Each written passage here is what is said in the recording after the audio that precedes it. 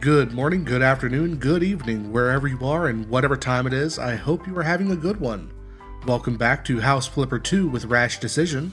If you enjoy this type of content, please leave me a like, subscribe, and maybe even a comment to let me know. Enjoy the video. Alright, it's the start of another one. Number 8. Number 8. I remember when I first started this series doing like the story mode playthroughs, and I was like nervous trying to start an episode. Now I just throw the button on, let's go. Uh, Getting a little better. So let's see. Doing the sale for our cabin in the woods netted me a huge amount of money. I made back almost double what I put into it. So it's put us in a really nice spot to buy just about anything we really want to. That was this flip, by the way, the old barn. So let's have a look. I'm not absolutely certain what I want to do next. There really wasn't anything that I had in mind necessarily. So I'm just going to kind of browse through, see if anything catches my attention. Nothing here. You know, I wouldn't mind doing the cobblestone house. I think that one's going to be a little bit too large. Looks like that one's mostly done anyway. That one might just be like a quick little flip. And I won't really do anything like special with it. Just kind of clean it up, get it flipped. And so for that being the case, I don't really want to do that one. The Desolate Villa would be really cool because that one I know is really, really big. And it has, this is the one. There was a story mode mission about this particular house, and now it's just kind of overgrown, overrun, and there's just kind of like nothing here. It's very basic, very open-ended. That's going to be one of the last ones I do. And of course, there's like this charming hideaway. I looked at this one briefly. I actually did load into the map, but the game crashed. That was a while back. I'm not too worried about it. Didn't really lose anything, just kind of loaded into the map, looked around. But this one, it's a very interesting little A-frame. Well, it's a partial A-frame. It's a very steep roof incline. It's almost kind of like a Northern European style. I don't want to say Nordic because it's not quite correct. But yeah, there is an A-frame here. This one, I think, is also based on I recognize that style or that layout. I think this one's also based on a story mode house. Most of these should be because I know they like to reuse those maps a lot. But I'm really just kind of looking for something that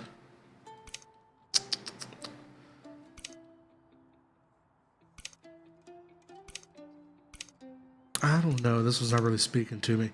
I'm having a really hard time just because just come off of the Cabin in the Woods, and I really really liked that one. That's why I did the showcase video for it. That was actually kind of an experiment. I'm not sure if that's going to work out or pan out the way I wanted to, but I've seen other YouTubers do like the little showcase videos or like a minute or two long, just kind of walks around the house, that kind of thing. And people seem to really like them, so I decided to give it a try. We'll see how that goes. Now, this one, I think, is based on the most recent episode. Yeah, this is the one with that disconnected garage that I couldn't stand. You know what? Buying this one might be cool, just so I could redo that and just have it done correctly.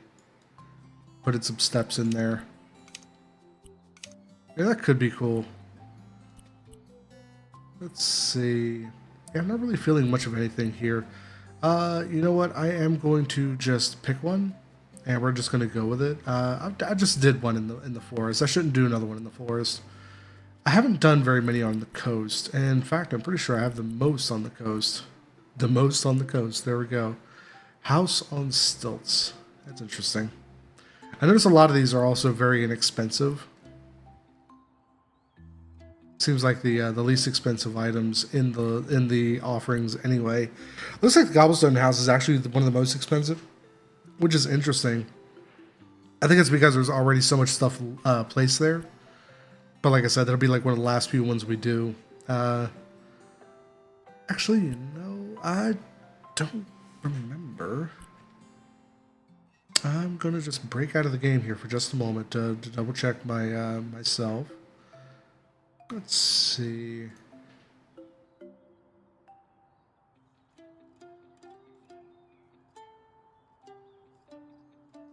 Okay.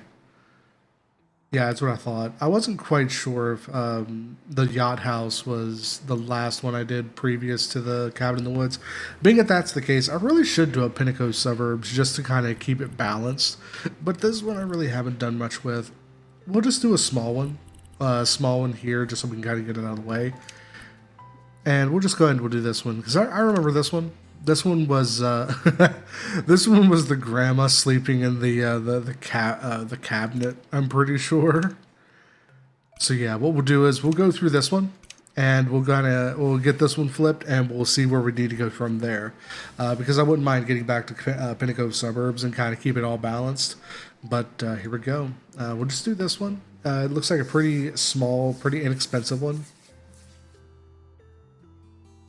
Did I not? Oh, I hit cancel, didn't I? Whoops. There we go. Go to house. And we're loading. Okay. And we're going to have a look at this.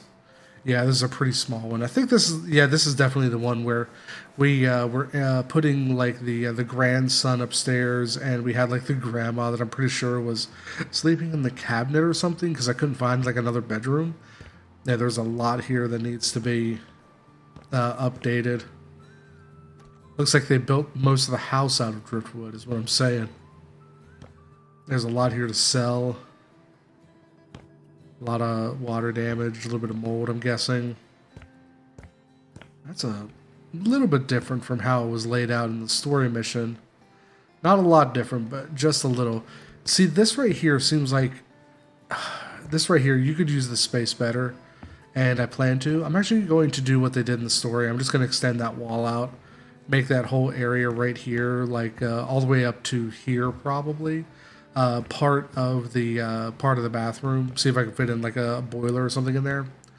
And of course, when we go upstairs, this is like, oh, this is 2 different rooms. You know what? I might leave it as 2 different rooms. This is kind of cool, actually. And of course, in here, it looks like we have, well, this is actually going to be a bedroom. Because, once again, there is no bedroom here.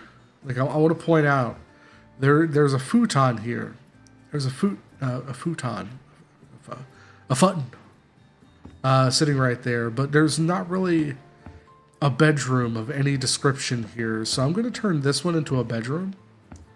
This one, maybe a bedroom, question mark. I'm not quite sure. Let's go ahead and take this episode like I usually do. We'll get it cleaned up. We'll get everything, cleared out. We'll get it sold, and, we'll start from there. I will see you on the other side, my dudes. Hang on.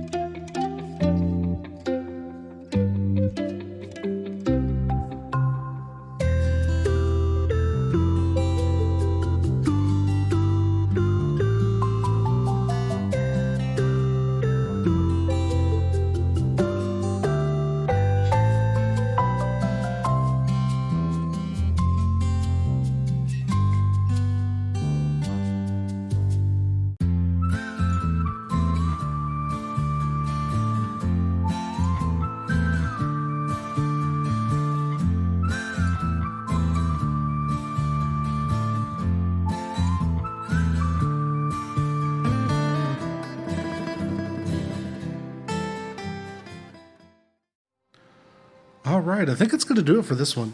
Um, I was actually kind of shocked at how this house was laid out when I finally got in. When I got into like the nitty gritty, I see up there on the roof. I'm gonna have to delete some of the wall that I placed, and I'm gonna guess it on the other side as well. Yep, I see it, but that's okay. I can get up there later, and I can just take care of that pretty quickly because I need to change the roof anyway to kind of match the aesthetic I'm gonna go for.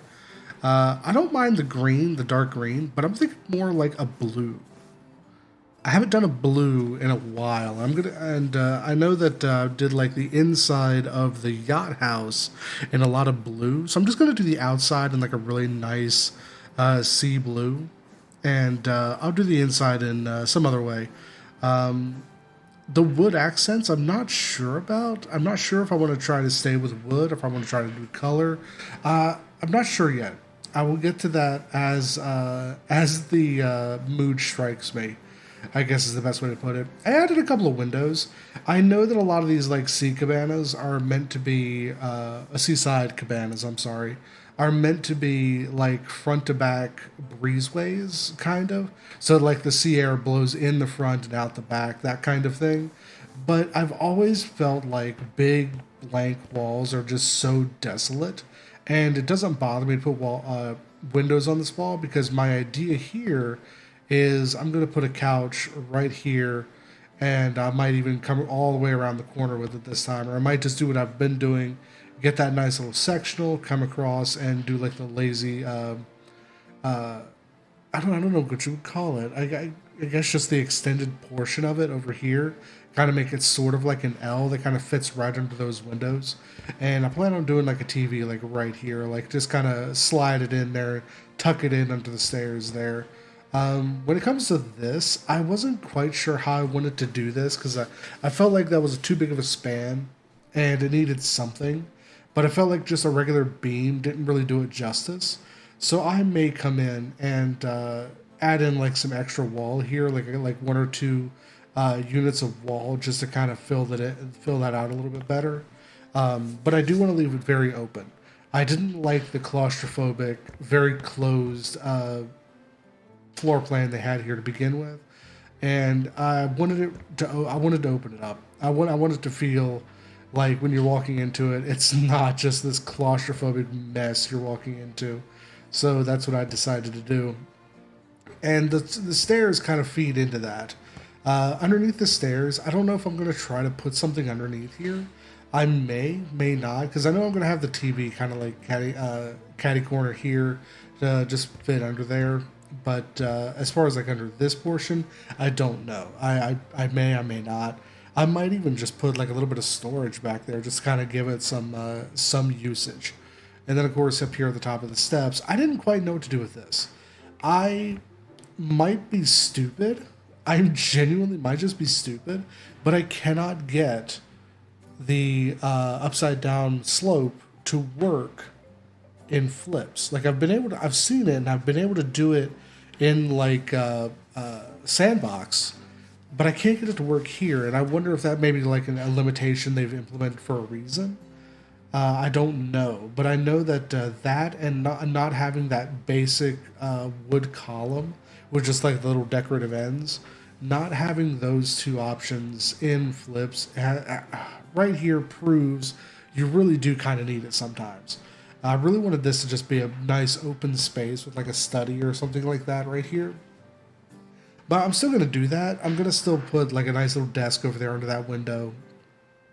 And on this side, I'm going to recopy what they had to begin with. Have a nice little futon right here for like guests or what have you. I don't really want to make it into a bedroom because when I started looking at it after I said, I might do a bedroom, I started looking at it like it's kind of small. And it's not the fact that you couldn't do a small bedroom, it's just that I feel like the space could be better utilized because it's so small. There's a level between what is small living and what is efficient living. There's a difference between those. So I was thinking like just like a basic sleeper futon over here for like maybe a guest if they decide to stay over, and then have like the little study over here with like the desk and computer, and like have like a couple small low bookshelves that hang out underneath these windows. So when I was looking at this space, I couldn't decide what to do with it, and then I thought, I bet that is tall enough for a door, and I'm just gonna make it a closet. That's exactly what I'm gonna do. I'm just gonna make it a closet. We're not even gonna worry about it anymore. So going into here, this will be the main bedroom still, and I decided I wanted to open up these windows a little bit more, and in order to do that, I wanted to take out this door that this was started out as the 48-inch door, but there's no good options in the 48-inch doors for anything that's real that gives like really good visibility or goes with windows, things like that. There's this one in the 64, but I didn't really want to use that much door. I wanted it to be more window than door, so that's why I decided to go with, once again, the balcony door. This has been a very reliable thing for this use case for me, and I've got to say I really like this door, and the fact that I can't use it more actually frustrates me. I want to use this one a lot more, but there's a very specific use case you have to use this one with, and it is frustratingly very niche. I wanted to use this one here, but because it's 72 inches wide, that means it's exactly 6 feet, and this hole is 16 wide, and it comes up right exactly against the slope. And in order to do 16, that's 10 foot 8. But if I wanted to do that door there, it would have been a 9. Because this is on an even, I would not have been able to have the slope exactly centered on the door, and that bothered me enough that I didn't want to do it. Like, I could add like windows on either side, do all that, but because it's going to be two windows and it's going to be the door, I want that the crease of the door, I want the center of the door to be centered in this in the middle of the slope, because I don't think it's going to work any other way. It's just going to look really weird if I try to do it otherwise. So this one was kind of out. Decided on the sliding doors were an option, but then as I got to thinking about it, like, yes, it is a nice even one. 80 would be exactly 10. So that would have been come in 2 on either side, and it would have been like this. Oh, more than 2. Let me see, it's 6. I have to come in by 3. 1, 2, 3. So it would have been like this, and it would have been great. I could just put the bars in it. It would look absolutely stunning in this spot. But then I got to thinking about it. I was like, that's not really what I want to do, because I can get more window doing it like this. So I broke it down, and I took down these two, and we're doing the three. These two are 4x8. That's a 3x8. So this one's just a casement. These two are double hung.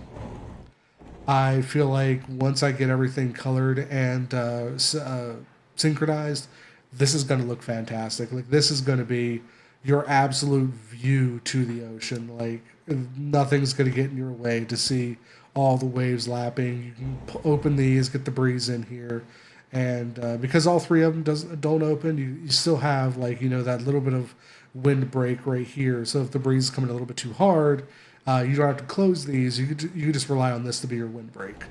So yeah, we'll go ahead and we'll just leave it like that, and we'll kind of work with the color scheme, see what we need to do. So one thing I will mention that centering this door frame wasn't the only thing I was doing here. This was kind of like an afterthought. The real problem I had was getting this door to open the correct way. When I first placed it, it was actually opening to the outside. It was an outswing going to the left. And I realized that if you had somebody coming up these stairs and that door was just like to swing open from somebody coming out, you would knock the shit out of somebody coming up these stairs and they would fall right back down. And I was like, that's not going to work. So I decided to do an in swing instead. And of course, I went to the left so that you would have the windows as your first viewpoint, and you would have to close it in order to see your decorations over here on this nice little shelf we've built. So we'll continue from there. We'll pick it up next time. Have a good one, my dudes. Cheers.